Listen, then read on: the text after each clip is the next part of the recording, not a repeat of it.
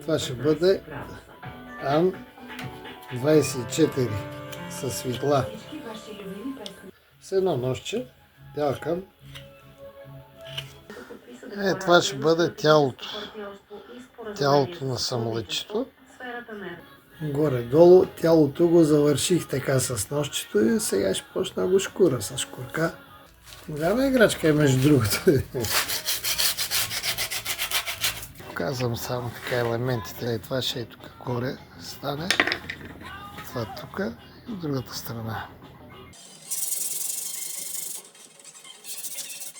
3 hours later. Утре да го лакирам.